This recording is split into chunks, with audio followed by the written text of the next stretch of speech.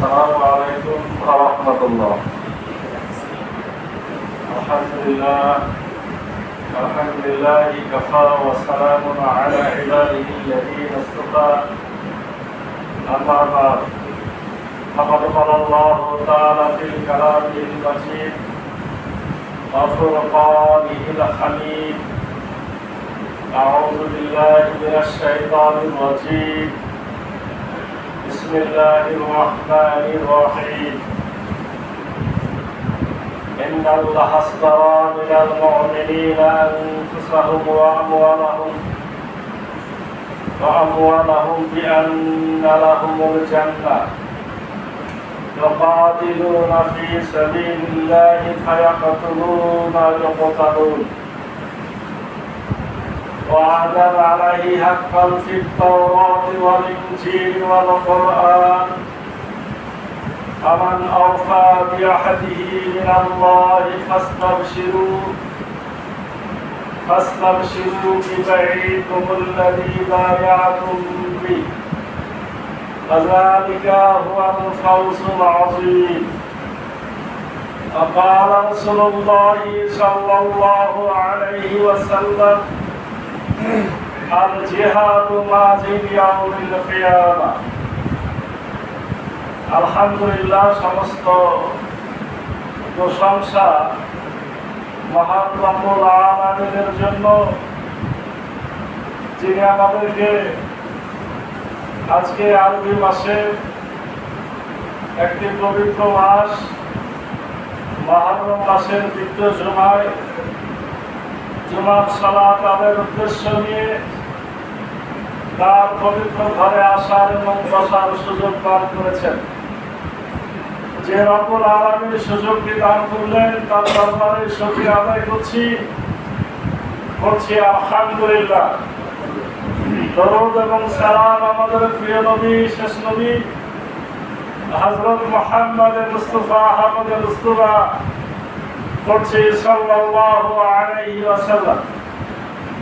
আল্লাহুম্মা সাল্লি আলাইহি আল্লাহুম্মা বারিক আলাইহি।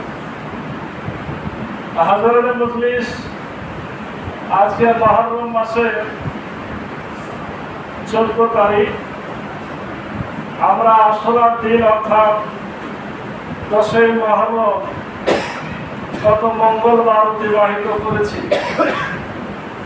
আমি তার আগের জুমায় স্বাভাবিক কারণেই মুহররম মাসের একটা গুরুত্বপূর্ণ ঘটনা, কারবালার প্রান্তরে ইমাম হুসাইন রাদিয়াল্লাহু আনহু শাহাদাতের বিষয়টি আমরা আলোচনা করেছি। অল্প একটু আলোচনা বাকি ছিল, শেষ করার সময় হয় নাই। আজকে বাকি অংশ শেষ করার চেষ্টা পাবো। আমার তৌফিক ইল্লা বিল্লাহ। হাজারের মজলিস, আপনারা গত সময় শুনছিলেন মুআবিয়া রাদিয়াল্লাহু আনহু দুনিয়া থেকে বিদায় নিলেন। ইয়াজিদ ক্ষমতার মসনদে সমাসীন, কিন্তু বিভিন্ন এলাকার লোকজন ইয়াজিদের আনুগত্য করলেও মক্কা মদিনার লোকজন তাকে মানতে পারল না। বিশেষভাবে মদিনাতে কয়েকজন বিখ্যাত সাহাবী ছিলেন, আব্দুল্লাহ ইবনে উমর, আব্দুল্লাহ ইবনে জুবাইর সহ আরো অনেক সাহাবী ছিলেন। তারা কেউই ইয়াজিদের আনুগত্য স্বীকার করল না। কুফার লোকজন, যে জায়গায় হযরত আলী রাদিয়াল্লাহু আনহু, ইমাম হাসান রাদিয়াল্লাহু আনহু শাহাদাত বরণ করেছেন, সে কুফার লোকজন যখন শুনতে পারলেন, জানতে পারলেন যে ইমাম হোসাইন, বিশেষভাবে ইমাম হোসাইন ইয়াজিদের আনুগত্য বা বায়াত করে নাই, তখন তারা সুযোগ পেল। এর অর্থ হলো যে ইমাম হোসাইনকে খলিফা হিসাবে আমরা যদি চেষ্টা করি তাহলে খেলাফতের মর্যাদাপূর্ণ পদে আমরা নিয়ে আসতে পারি। তাদের এই মনের বাসনার কারণে তারা চিঠি লেখা শুরু করলো। ইমাম হোসাইনের কাছে চিঠি আসা শুরু হলো। চিঠির মধ্যে নাম লিখে লিখে বায়াতের ঘোষণা দেওয়া হলো যে আমরা আপনার আনুগত্য স্বীকার করছি, যেহেতু মক্কা মদিনা আপনার পক্ষে আছে, আমরা কুফার লোকেরা সবাই মিলে আপনাকে সমর্থন করব।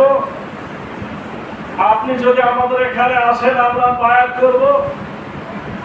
আর এই বায়াত করার কারণে আমরা পুনরায় মুসলিম সমাজে যে নতুন ভাবে শিরক বিদআত তৈরি হয়েছে, সুন্নাহকে বিসর্জন দেওয়া শুরু হয়েছে, কোরআনের বিধিবিধান লঙ্ঘন করা শুরু হয়েছে, এগুলো থেকে আবার আমরা ইসলামকে রক্ষা করতে পারব। ইমাম হোসাইন রাদিয়াল্লাহু আনহু তাদের চিঠি পেলেন। প্রথমে তিনি সাড়া দিলেন না। তিনি সে সময় যারা সাহাবে কেরাম মক্কা মদিনায় ছিলেন, তার পরিবার বর্গ ছিল, তাদের সাথে পরামর্শ করলেন। তাদের অনেকেই পরামর্শ দিল যে কুফার লোকজন আবেগী, আর আবেগে অনেক কথা বলে, বাস্তবের সময় হলে তারা তাদের কথা ভুলে যায়। আমরা আশঙ্কা করছি তোমার কুফাতে না যাওয়াই ভালো। কিন্তু ইমাম হোসাইন রাদিয়াল্লাহু আনহু চিন্তা করলেন যে এরা আমার জীবনকে বেশি ভালোবাসছে, আমার জীবন হানি হবে এর ভয়ে তারা আমাকে যেতে দিচ্ছে না। কিন্তু বর্তমানে যে অসুবিধা চলছে, ইয়াজিদের জালেম শাসন চলছে, বরঞ্চ আমার জীবন যদি চলেও যায় তো দুনিয়ায় বেঁচে থাকার চাইতে মরে যাওয়া অনেক উত্তম হবে। কারণ সমাজে যখন ফিতনা ফাসাদ শুরু হয়ে যায়, ক্ষমতায় যখন জালেম শাসক বসে যায়, তখন ইমানদারদের মাটির ওপরে থেকে মাটির নিচটাই উত্তম হয়ে যায়। ইমাম হোসাইন তিনি তাদেরকে বুঝিয়ে বললেন যে আমি তো আর যুদ্ধ করতে যাচ্ছি না, অবস্থা যদি খারাপ হয় আমি ফেরত আসবো। আমি তার সৈন্যবাহিনী নিয়ে যাচ্ছি না যে আমার সাথে ইয়াজিদ লড়াই করবে। তারপরও যখন অনেকে তাকে নিষেধ করলেন, তখন তিনি অবস্থা যাচাই করার জন্য তার নিজের আপন চাচাতো ভাই মুসলিম ইবনে আকিলকে প্রেরণ করলেন। তাহলে সচক্ষে সে দেখে আসুক আসলে কুফার জনগণ কি চায়। ইতিমধ্যে ইমাম হোসেনের কাছে ১৫০ খানা চিঠি এসে পৌঁছালো। ১৫০ খানা চিঠিতে ১.৫ লক্ষ, প্রায় ১.৫ লক্ষ লোকের বায়াতের স্বীকৃতি ছিল যে আমরা বায়াত করার জন্য প্রস্তুত আছি।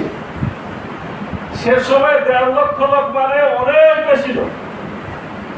আর মক্কা মদিনার সবাই তো ইমাম হোসাইনের পক্ষে সমর্থন আছে। এতগুলা চিঠি তিনি চিন্তা করলেন যে এতগুলো লোক আমার কাছে বায়াত করার জন্য চিঠি প্রেরণ করেছে, সবাই তো আর খারাপ হবে না, কিছু খারাপ হতে পারে। আশা করা যায় আমি গেলে একটা পরিবেশ তৈরি হয়ে যাবে। মুসলিম ইবনে আকিলকে তারপরে পাঠানো হলো যে তুমি অবস্থাটা দেখো। মুসলিম ইবনে আকিল গেলেন। মুসলিম ইবনে আকিলের হাতে ২০,০০০-এর বেশি মানুষ বায়াত করে ফেলল। মানে ইমাম হোসাইনের পক্ষ থেকে মুসলিম ইবনে আকিলের হাতে তারা মুসলিম ইবনে আকিলের হাত ধরে ইমাম হোসেনের পক্ষে বায়াত করে ফেলল।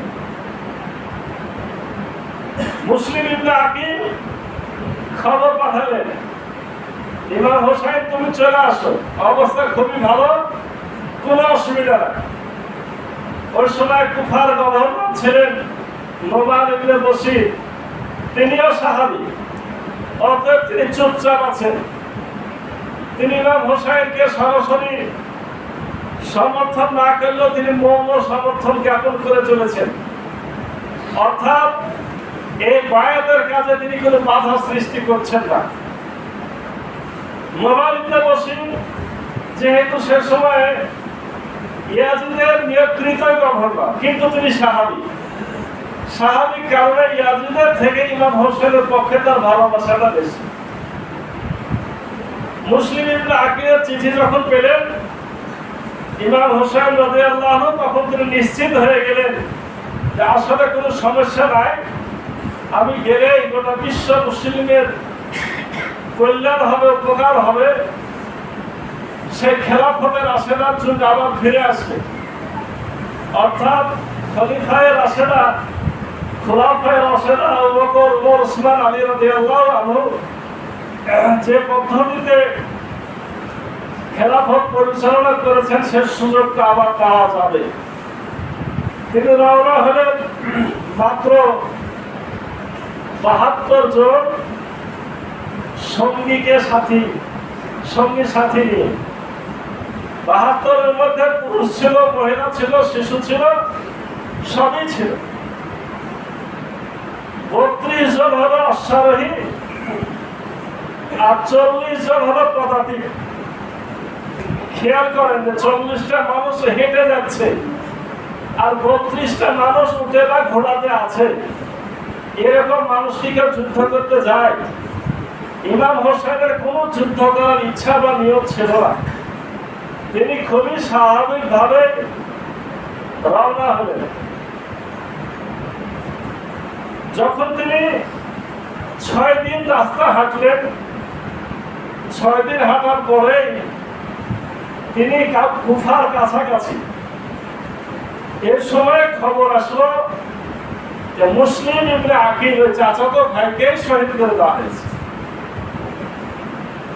মুসলিম ইবনে আকিলের চিঠি পেয়ে তিনি রাস্তায় রওনা হয়েছেন যে অবস্থা ভালো, কিন্তু ৬ষ্ঠতম দিনে মানে মহরমের ৬ তারিখে তিনি খবর পাচ্ছেন, রাস্তার মধ্যে তাকে খবর পৌঁছানো হলো যে মুসলিম ইবনে আকিলকে শহীদ করে দেওয়া হয়েছে। মুসলিম ইবনে আকিল কিভাবে শহীদ হবেন এই কথাটা একটু আগে বলে নিই। মুসলিম ইবনে আকিল কুফার সকল জনগণকে একত্রিত করে ফেলেছেন ইমাম হোসেনের পক্ষে।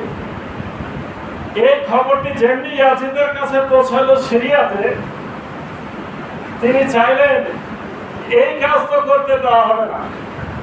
আর নোমান ইবনে বশীর আমার গভর্নর হওয়া সত্ত্বেও তিনি কোনো বাধা দেন না। তবে দ্রুত নোমান ইবনে বশীরকে গভর্নরের পদ থেকে সরাইতে হবে, ওখানে একজন শক্ত লোককে পাঠাইতে হবে। তিনি উবাইদুল্লাহ ইবনে জিয়াদ, উবাইদুল্লাহ ইবনে জিয়াদ ইতিহাসে খেয়াল করবে যারা পড়বেন,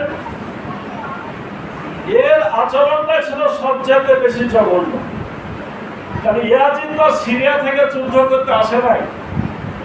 উবাইদুল্লাহ ইবনে জিয়াদের অনেক সুযোগ ছিল, আপোষের সুযোগ ছিল, একটা সুষ্ঠু ব্যবস্থা নেওয়ার সুযোগ ছিল, কিন্তু উবাইদুল্লাহ ইবনে জিয়াদ একটা নরাধম এবং পাপিষ্ঠ ব্যক্তি এবং তার আব্বাও ছিল খারাপ ব্যক্তি। তার আব্বার নাম ছিল জিয়াদ ইবনে সুমাইয়া। জিয়াদ ইবনে সুমাইয়া মানে কি? মানে তার বাপের ঠিক ছিল না, মায়ের নামে তার পরিচয়। তার ছেলে উবাইদুল্লাহ। এই উবাইদুল্লাহ ইবনে জিয়াদ, তার আব্বার খবর আছে, তার আব্বাকে একসময় কুফার গভর্নর করা হয়েছিল।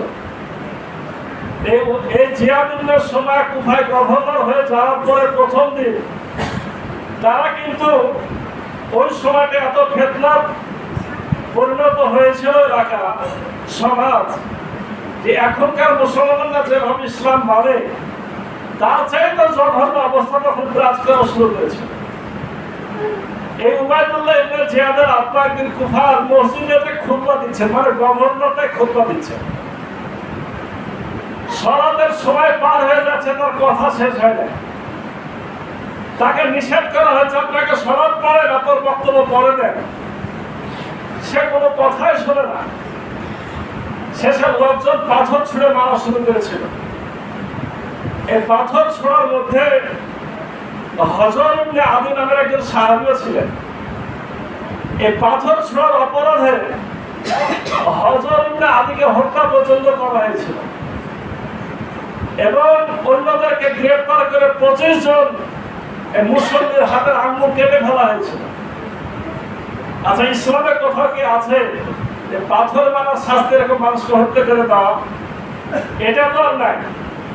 কিন্তু একটা সমস্যা শুরু হয়েছিল, বিশেষ করে ইয়াজিদের যারা গভর্নর, ইয়াজিদ তাদের ব্যাপারে একটা ঘোষণা দিয়েছিল যে তাদের কোনো বিচার নাই। ওরা বিচারের আওতার বাইরে, সাধারণ মানুষকে বিচার করতে হবে, তার গভর্নররা যা ইচ্ছা তাই করবে।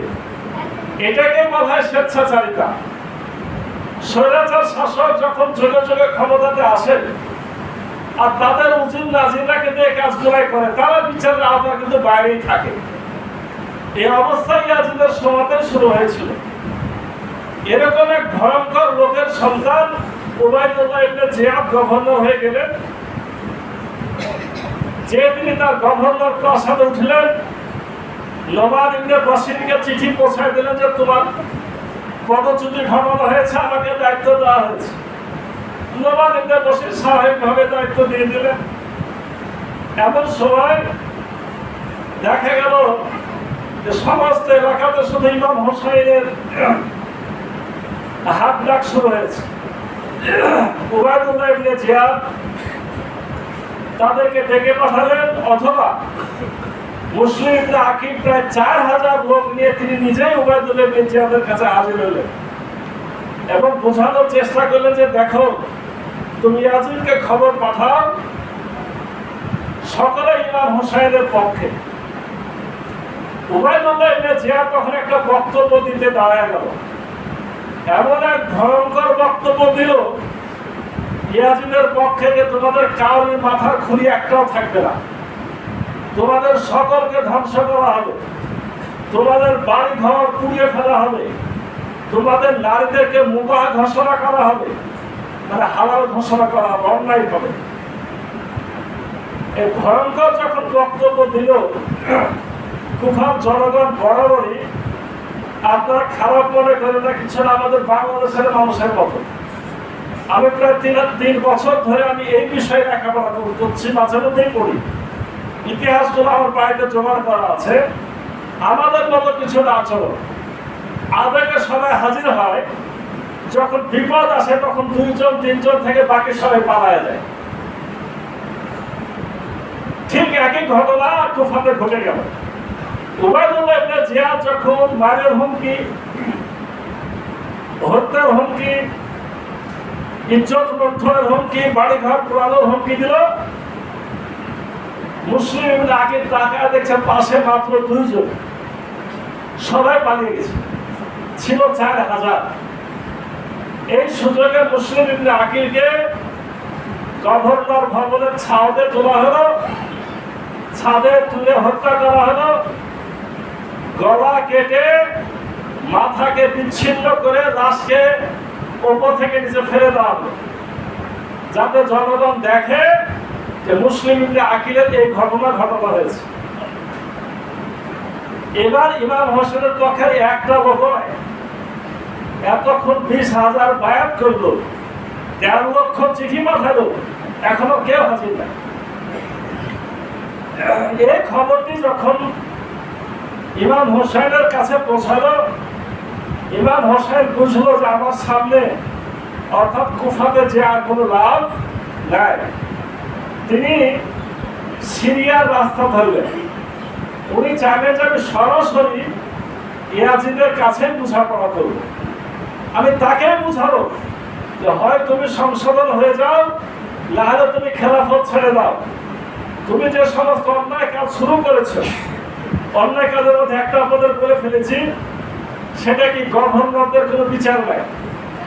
দ্বিতীয় হলো বাইতুল মাল, যেটা অর্থাৎ সরকারি সম্পদকে তখন বাইতুল মাল বলা হতো। এ সম্পদে সে কোনো হিসাব দেয় না, সব নিজের পরিবার পরিজনের জন্য খরচ করে। সৎ কাজের আদেশ, অসৎ কাজের নিষেধ, এটা বন্ধ হয়ে গেছে। ভালো কথা বললে যারা ভালো কথা বলে তাদের উপর অত্যাচার হয়। তার মধ্যে তোমার হযরত ইবনে আদিকে শহীদ করে দেওয়া হয়েছে, মানুষদের আঙ্গুল কেটে দেওয়া হয়েছে, অনেক মানুষের বাড়িঘর ধ্বংস করা হয়েছে। এই কাজগুলি যাতে চালু করা হয় সে ব্যাপারে ইমাম হোসেনের ইচ্ছা যে তাকে হয় অনুরোধ করবে, আর সে যদি অপরাধ হয় তাকে বলা হবে যে তুমি ছেড়ে দাও। অর্থাৎ ইমাম হোসেনের কথা আমার দাওয়াতের কাজ আমি করে যাব। এই বিষয়টিকে কেউ কেউ মনে করেন যে সে ইয়াজিদের বিপক্ষে বিদ্রোহ করেছিল। আসলে ইমাম হোসেন বিদ্রোহ করেন নাই। বিদ্রোহ যদি তিনি করতেন তাহলে মক্কা মদিনা থেকে তিনিও 20,000 মুজাহিদ সাথে নিয়ে আসতে পারতেন। তিনি কি তা নিয়ে এসেছেন? মাত্র 30টি উটপা ঘোড়া আর 40 জন হাঁটা মানুষ। এরা কি কেউ যুদ্ধ করতে এসেছে? কেউ যুদ্ধ করতে আসে না। তার কথা আল্লাহ রাসূলের হাদিস যে অত্যাচারী শাসকের সামনে উত্তম কথা বলা সর্বোত্তম জিহাদ। অন্যায়কারী জালেমের সামনে সত্য কথা পৌঁছায় দেওয়া এটা একটা বড় জিহাদ। তার কথা আমি সত্য কথাটাই পৌঁছায় দিব।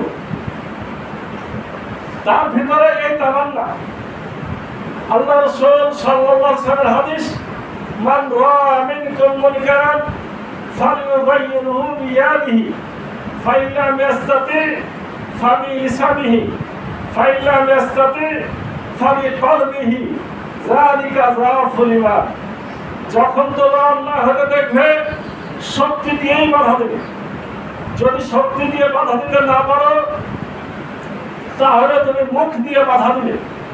যদি মুখ দিয়েও করার ক্ষমতা না থাকে তাহলে পরিকল্পনা করবে, অন্তরে বাসনা রাখবে যে কিভাবে অন্যের প্রতিরোধটা করা যায়। এই হাদিস তোলা মশাইরা যারা আছে তিনি দেখছেন যে আমি তো যুদ্ধ করতে আসি নাই, মুখ দিয়ে তো বলতে পারবো। আচ্ছা, রাসূল এই হাদিসটি একটু পর্যালোচনা করা দরকার যে আল্লাহ রাসূল তো নিজেই বলেছেন যে অন্যায় হলে বাধা দিতে হবে, ক্ষমতা দিয়ে শক্তি দিয়ে বাধা দিতে হবে।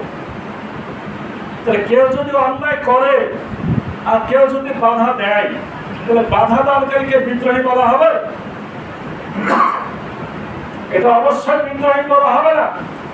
এটা হলো অন্যায় কাজের নিষেধ, সৎ কাজে আদেশের একটা অংশ। কে ইমাম হোসেনকে এখন যারা ইয়াজিদের পক্ষ নিয়ে যাচ্ছে তারা কিন্তু ইয়াজিদকে বিদ্রোহী বানাতে চাচ্ছে। নাউজুবিল্লাহ। ইমাম হোসেনকে বিদ্রোহী বানাতে চাচ্ছে, ইয়াজিদকে ঠিক বানাতে চাচ্ছে। এটা একটা ভয়ঙ্কর কাজ চালু হয়েছে যাতে মুসলমানদের মধ্য থেকে ইমানি চেতনা, আপনার সত্যের পক্ষে থাকা, অন্যায়ের বিপক্ষে দাঁড়ানো, এই শক্তিটা নষ্ট করে দেওয়া যায়। ইমাম হোসেন রাদিয়াল্লাহু আনহু সিরিয়ার পথে যেমনি রওনা হচ্ছেন তেমনি দেখতে পেলেন যে এক বিরাট সৈন্য বাহিনী ধোলা উড়িয়ে চলে আসছে। এবার ইমাম হোসেন বুঝে ফেলেছেন যে আমাকে আর এরা ইয়াজিদের কাছেও যেতে দিবে না, আমার বিপদ নিকটে। কারিবুল বালা, এর অর্থ বিপদ নিকটে। তিনি কিন্তু মুখে বলেছিলেন যে কারিবুল বালা। এই কারিবুল বালাটায় পরবর্তীতে জায়গাটার নাম ছিল জুল জওসন। যে জায়গাতে মূলত যুদ্ধ আমরা কারবালা বলছি এই জায়গাটার আগের নাম ছিল জুল জওসন। কিন্তু ইমাম হোসেন যখন বললেন কারিবুল বালা মানে বিপদ নিকটে, তখন থেকে জায়গাটা হয়ে গেল মানুষের মুখে মুখে কারবালা। কারিবুল বালার একটা মানে কিছুটা বিকৃত রূপ কারবালা। 2000 সৈন্য এসে হাজির হয়ে গেল। আচ্ছা বলেন তো 72টা লোকের জন্য এরা তো কেউ অস্ত্র নিয়ে আসেনি, লড়াই করতে আসেনি। 2000 সৈন্য আসার কোনো দরকার ছিল? এর অর্থই হলো যে আসলে ইমাম হোসেন সহ তার বংশ বুনিয়াদকে চিরতরে ধ্বংস করার একটা মহাপরিকল্পনা ইয়াজিদের ছিল।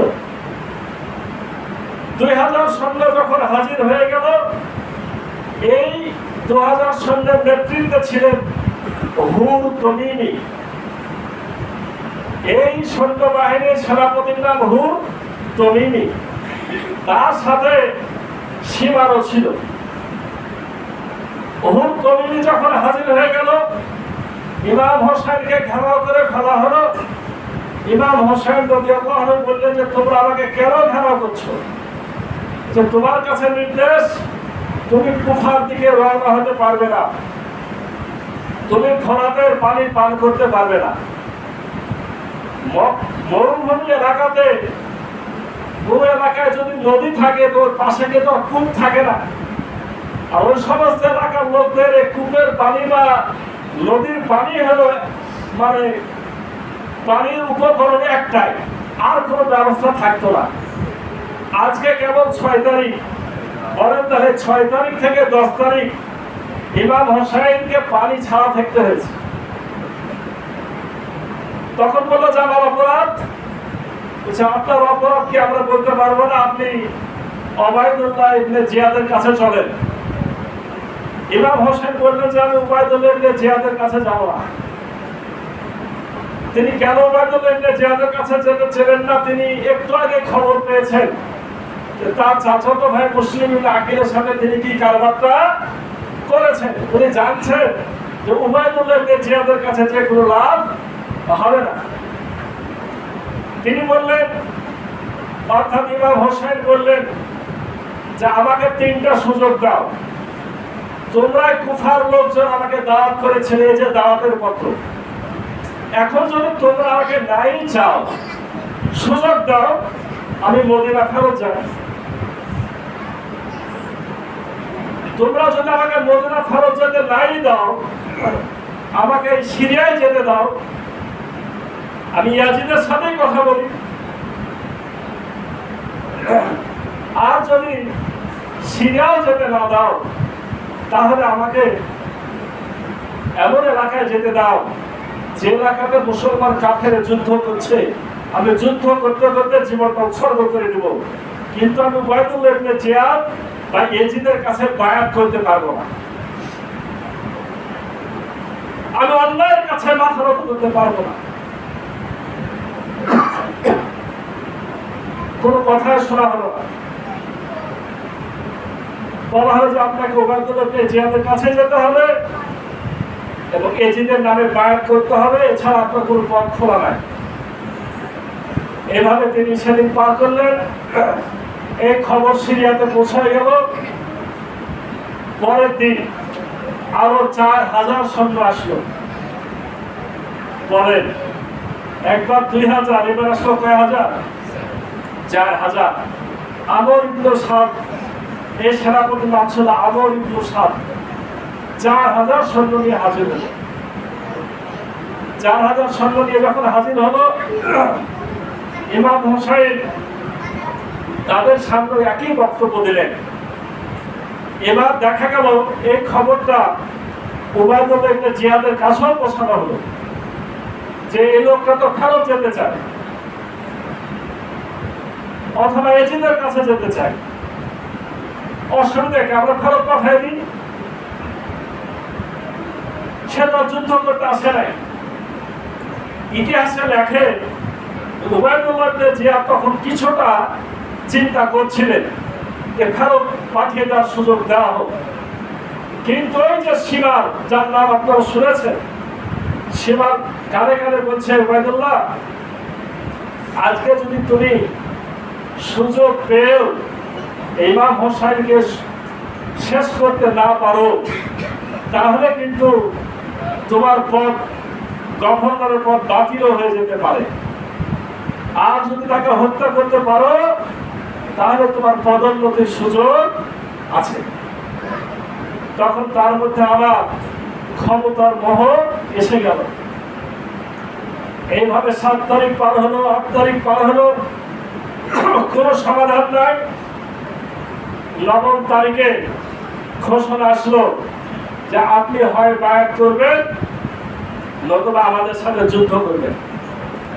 ৬,০০০ সৈন্যের সাথে ৫২ জনের যুদ্ধ। এই ৫২ মধ্যে ৩০-৪০ জন ছিল মাত্র সৈন্য। বিশ্বের ইতিহাসে এক কলঙ্কজনক অধ্যায় লেখা হলো। ইমাম হোসাইন তারপর মাথা নত করলেন না যে আমি প্রয়োজনে আমার জীবন যাবে, কিন্তু আমি অন্যায়ের কাছে মাথা নত করবো না। তোমরা যদি তিনটার কোনো সুযোগ নাই দাও, আমি বাধ্য তোমাদের সাথে যুদ্ধ করে জীবন আমি দিব, কিন্তু আমি আপোষে তোমাদের কাছে মাথা নত করতে পারবো না। এই কথা বললেন এবং ইমাম হোসেন বললেন যে আচ্ছা, যুদ্ধ যদি করতে হয় আজকে যুদ্ধ না, যুদ্ধ হবে আগামীকাল। তোমরাও চিন্তা ভাবনা করো, আমিও চিন্তা ভাবনা করো। ইমাম হোসেন রাত্রি শুধু সুযোগ নিয়েছিলেন আল্লাহর কাছে শেষ প্রার্থনা করার জন্য, ইবাদত করার জন্য, এবং ৭২ জন এই পুরুষ মহিলা সবাইকে নিয়ে তিনি বসলেন এবং তাদেরকে বললেন যে দেখো, তোমরা কেউ কিন্তু ইয়াজিদ বা ওবায়দুল্লাহ বা সীমানের শত্রু না, শত্রু আমি একাই। অনুরোধ করছি, তোমরা যদি মনে করো তোমরা সবাই চলে যাও, তোমরা সবাই চলে যাও, আমি একাই থাকি, আমাকে তারা হত্যা করবে। কিন্তু ৭২ জন ইনারা ইমানের পরীক্ষায় এত পড়েছিলেন, তারা বললেন যে না, আমরা ৭২ জনই মারা যাব, কিন্তু আপনাকে ছেড়ে আমরা যাব না। এবার ইমাম হোসেন বের হয়ে আসলেন। রাত্রিবেলা আরেকটা বক্তব্য দিলেন। এই ৬,০০০ সৈন্য সহ কুফার অনেক লোকজন এসে হাজির হয়েছিল যে ইমাম হোসেনকে তো সকাল হলে শেষ করা হবে। তাদের সামনে বক্তব্য দিয়ে বললেন যে বলো, আমাকে তোমরা ডেকে নিয়ে এসেছো না আমি একা একা এসেছি? তারা বললো যে হ্যাঁ, আমরা ডেকে নিয়ে এসেছি। তোমরা বলো, আমি কি আমার নানা কি হযরত মুহাম্মদ সাল্লাল্লাহু আলাইহি ওয়াসাল্লাম নাম? তো হ্যাঁ। আমার পিতাকে হযরত আলী রাদিয়াল্লাহু আনহু নাম? তো হ্যাঁ। আমার মাকে ফাতেমা রাদিয়াল্লাহু আনহা নাম? তো হ্যাঁ। তাহলে তোমরা আমাকে কেন হত্যা করতে চাও? তোমাদের মধ্যে কি একজন মানুষ ইমানদার নাই? বর্ণিত আছে, আশ্চর্য হবে যে ৬,০০০-এর মধ্যে ৭০০ জন হাফেজ ছিল, অথচ কার পক্ষে লড়াই করতে এসেছে? ইয়াজিদের পক্ষে। সবাই মাথা নিচু করে থাকলো, কোনো জবাব নাই। মানে কুফার লোকজন ওই যে আবেগে থাকে, কিন্তু কাজের সময় কারোর সাহস থাকে না। কিন্তু এই বক্তব্য শোনার পরে ওই যে আজকে ৬ তারিখ থেকে ৯ তারিখ পর্যন্ত যে বাহিনীটা ছিল ২,০০০-এর হুর তমিনি, এই বেচারা মনটা নরম হয়ে গেল। শেষ ইমাম হোসেনের কাছে তার ঘোড়াটাকে দাঁড় করিয়ে বললেন যে ভাই ইমাম হোসাইন, আমি তো কয়েকদিন ধরে অনেক অন্যায় করেছি, আমি যদি এখন তওবা করি আমার তওবা কি কবুল হবে?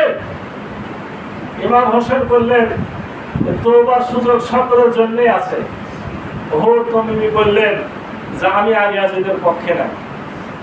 এই ইতিহাসের কিতাবগুলোতে একটু আলাদা করে রাখা হয়।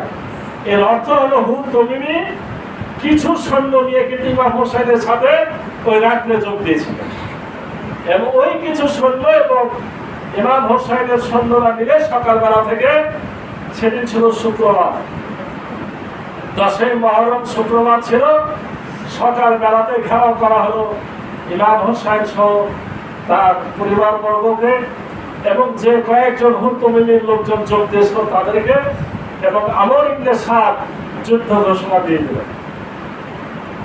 সারাদিন যুদ্ধ হয়েছে, এমন না যে তারা মাথা নত করেছে। আপনার ছিল তারা ৭২ জন, হয়তো ৪০ থেকে নতুন যোগ দেওয়া ৫০-৬০ জন হবে, সর্বোচ্চ ১০০ জন হতে পারে। তারা ৬,০০০-এর সাথে লড়াই করে এনারা তো মারা গেছেন, প্রায় ৫০-৬০ জনই মারা গেছে, পুরুষ মহিলা এবং শিশু ছাড়া। কিন্তু তাদের 88 জনকে খুন করেছে। অর্থাৎ মুসলমান যে অল্প হলে আগে মাথা পেতে দিলে, বিষয়টা কিন্তু এরকম না। যুদ্ধের ময়দানে সারাদিন লড়াই করে ইয়াজিদের পক্ষে মারা গেছে 88 জন। আর আপনার ইমাম হোসাইনের যে কয়জন ছিল যুদ্ধ করার মতো, তারা সবাই। সর্বশেষ সংশোধক হলো এই, সারাদিন যুদ্ধ চলছে বটে, কিন্তু কেউই চায়নি ইমাম হোসাইন আমার হাতে মারা যাক। এটা তাদের ভিতরে সৈন্যদের ছিল, ইমাম হোসাইন মারা যাক এটা কেউ চায় না। আর ইমাম হোসাইনও ছিলেন একজন অনেক বড় যোদ্ধা, একাই তিনি যুদ্ধ করে চলছেন। একটা পর্যায়ে যখন সবাই শেষ, মাঠে একাই ইমাম হোসাইন, তখন তাকে হত্যার প্রথম আপনার উদ্যোগ গ্রহণ করে সীমার একটা বর্ষা নিক্ষেপ করে, এবং এই বর্ষার কারণে ইমাম হোসাইন আহত হয়ে যায়। এই আহত হওয়ার সময় হোসাইন ইবনে নুমাইর নামক একজন ব্যক্তি, সে একটা তীর ছুড়ে, এবং এই তীরটি, যেহেতু ইমাম হোসাইন যুদ্ধের পোশাক পরা ছিলেন, গলাতে একটা জায়গা ফাঁকা ছিল, সরাসরি সেই জায়গায় প্রবেশ করে এবং পিছন দিক দিয়ে বের হয়। আপনার কিন্তু এই মুহূর্তে বিশাল ছিন্ন ঘটনা ভুলে যেতে হবে। এই যে রসুল সব জায়গায় চুমা খেয়েছিল, একটা জায়গা বাকি ছিল, হে তুমি এখানে জবাই করো তাহলে তোমাকে জান্নাতে নেবে, এগুলো কিন্তু মিথ্যা গল্প ভাই, এটা মাথায় রাখবেন। এগুলো হলো একটা গল্পের বই, আর আমি যেগুলো বলছি এগুলো হয় তাফসীর ইবনে কাসির অথবা বিখ্যাত বিদায় আর নেহা, এরকম বড় বড় কিতাব, শেষ কিতাব থেকে বলছি। হোসাইন ইবনে নুমাইর তীরটি কণ্ঠনালী ভেদ করে বের হয়ে গেল, তখন ইমাম হোসাইন পড়ে গেলেন নিচে। এই অবস্থাতে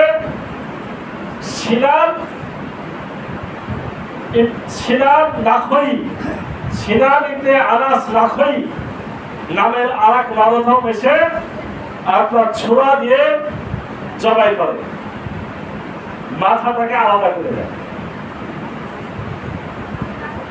ইমাম হোসাইন রাদিয়াল্লাহু আনহু দুনিয়া থেকে বিদায় নিলেন।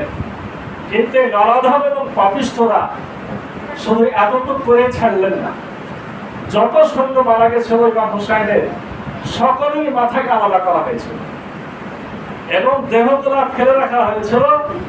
এই দেহের ওপর দিয়ে কয়েকবার করে তারা ঘোড়া পার করেছে, আনন্দ করেছে। এবং ইমাম হোসাইনের পরনের কাপড় পর্যন্ত খুলে দেওয়া হয়েছে। ইমাম হোসাইনের হেরেমের মামুন যারা ছিলেন মহিলারা, তাদের গায়ের চাদর পর্যন্ত তারা কেড়ে নিয়েছিল। তারা ওই তাঁবুতে পর্যন্ত আক্রমণ করেছিল। শেষ পর্যন্ত এই মাথাগুলোকে তারা নিয়ে আসলো, মাথা চলে গেল কুফায়, আর দেহ পড়ে থাকলো কোথায়? ওই মাঠের মধ্যে, মাটিতে। ইমাম হোসাইন রাদিয়াল্লাহু আনহু মাথা নিয়ে যে যখন উবাইদুল্লাহ ইবনে জিয়াদের সামনে রাখা হলো, সে তখন তরবারি দিয়ে তার নাকে মুখে খোঁচালো। আপনারা খালি মনে করেন যে দুনিয়াতে বোধহয় খারাপ লোকদের কষ্ট হয় আর ভালো লোকদের লাঞ্ছনা গঞ্জনা হয় না। ইমাম হোসাইন রাদিয়াল্লাহু আনহু এই কাজ করার পরে এবার সকল মাথা এবং মহিলাদেরকে গ্রেফতার করে এজিদের কাছে পাঠানো হলো। এজিদ গ্রাম সমাগম করলো, আর উবাইদুল্লাহ ইবনে জিয়াদ কুফার মসজিদে দাঁড়িয়ে দাঁড়িয়ে বক্তব্য দিচ্ছে যে আজকে সত্যের জয় হয়েছে, মিথ্যার পরাজয় হয়েছে। আমিরুল মুমিনিন সত্যবাদীর ছেলে সত্যবাদী ইয়াজিদের জয় হয়েছে, আর মিথ্যাবাদীর ছেলে মিথ্যাবাদী আলীর ছেলে হোসাইনের পরাজয় হয়েছে। নাউজুবিল্লাহ।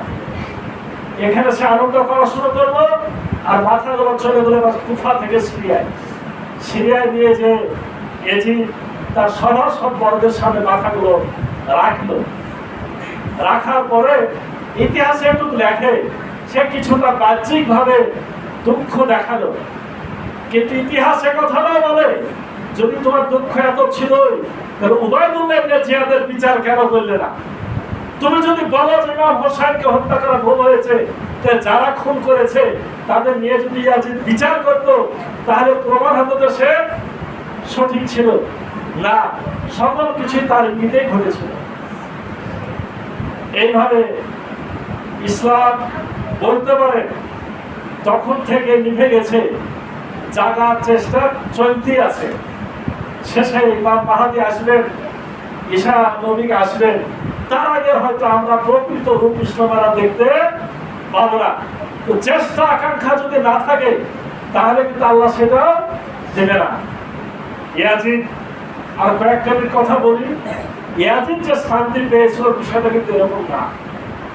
আল্লাহর গজব অভিশাপ তার উপরে পড়েছিল।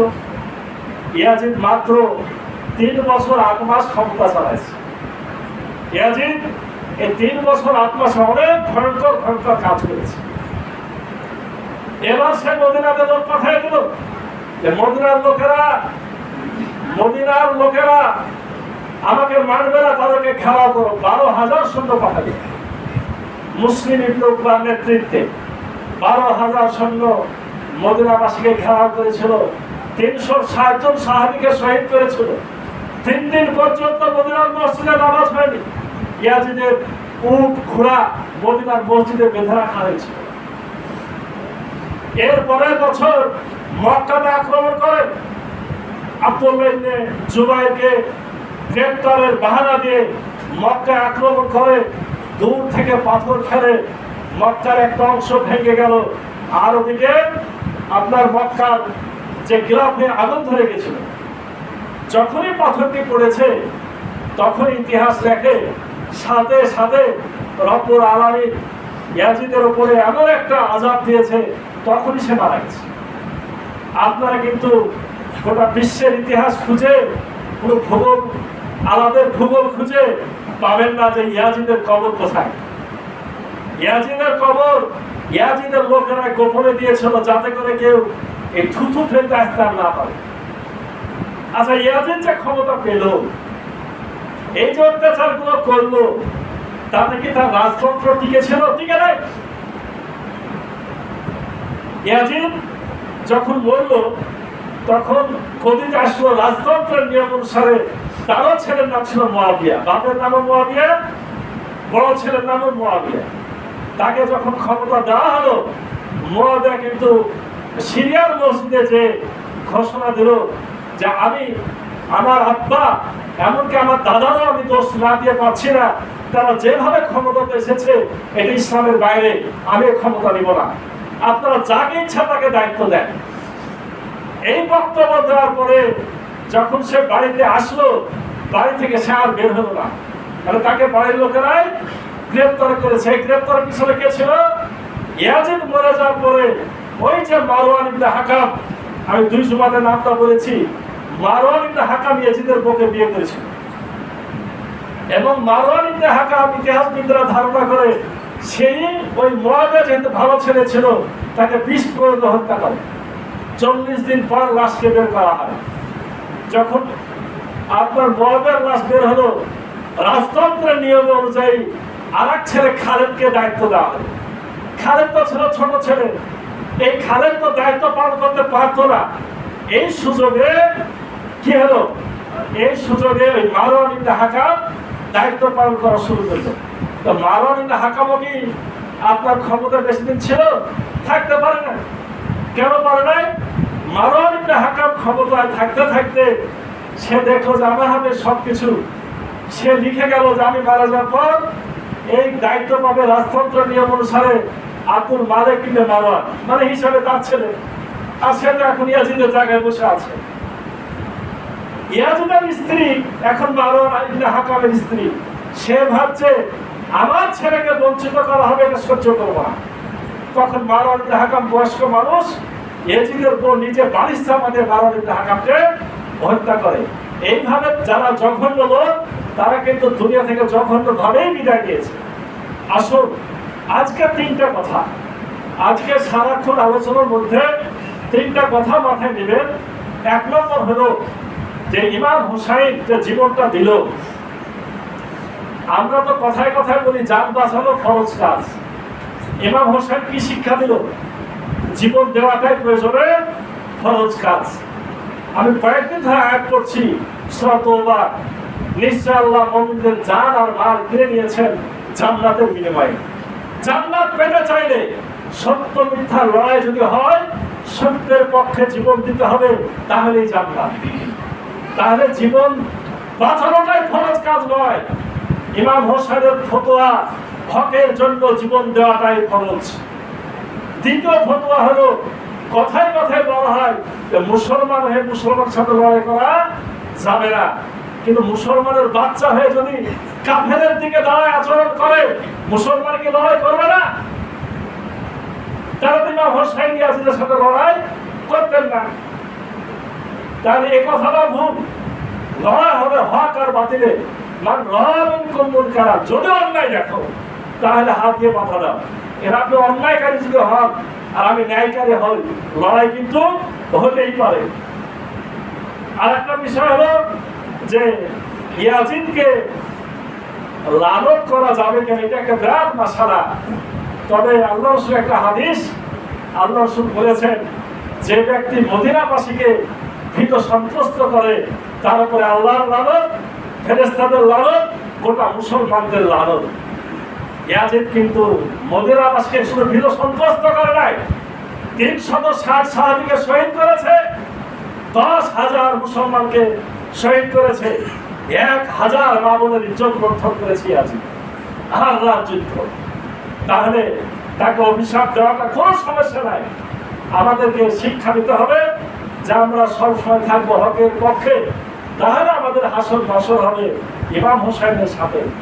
আর যদি বাতিলের সাথে থাকে আর কুফাবাসীদের মতো ধমক দিলেই পালায় যান, তাহলে আপনি হয় মুনাফিক অথবা আপনি কাফেরের সাথে আপনার কিয়ামত হবে। আল্লাহ রাব্বুল আলামিন আমাদেরকে সত্যের সাহস, সত্যের পক্ষে হিম্মত দান করুন, সত্য কথা বলার, সত্য পথে টিকে থাকার আমাদের তৌফিক দান করুন। আল্লাহুম্মা আমিন। বারাকাল্লাহু লানা ওয়া লাকুম ফিল কুরআনিল মাজিদ ওয়া নাফা'নি ওয়া ইয়্যাকুম বিমা ফীহি মিন আয়াতিল যিকরিল হাকীম।